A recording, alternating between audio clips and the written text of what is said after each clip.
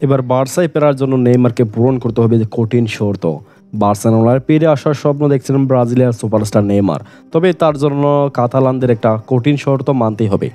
Spanish দৈনিক স্পোর্টের প্রতিবেদন অনুযায়ী ব্রাজিলিয়ান তারকাকে 15 গোল করতে হবে সান্তোসের হয়ে, নইলে বার্সেলোনা তার সম্ভাব্য প্রত্যাবর্তন নিয়ে আলোচনাতে বসবে না। আল হিলাল ছেলে জানুয়ারিতে শৈশবের ক্লাব সান্তোসে ফিরেছেন নেইমার, কিন্তু ইউরোপের মঞ্চে ফেরার তার ইচ্ছা একটু অটুট। কাতালানদের কাছে ফিরতে হলে 33 বছর বয়সী ফরওয়ার্ডকে প্রমাণ করতে হবে যে তিনি আবারও ফিট এবং ফর্মে আছেন।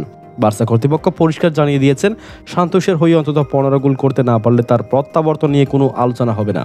নেইমারের বার্সেলোনার অধ্যায় ছিল স্বপ্নময়। 2015 সালে মেসি এবং জুয়েলেসের সঙ্গে MNS এর জুটি গঠনে চ্যাম্পিয়ন লিগ জিতেছিলেন, কিন্তু 17 সালে 222 মিলিয়ন ইউরোর বিশ্ব রেকর্ড ট্রান্সফারে PSG-তে যোগ দেন তিনি।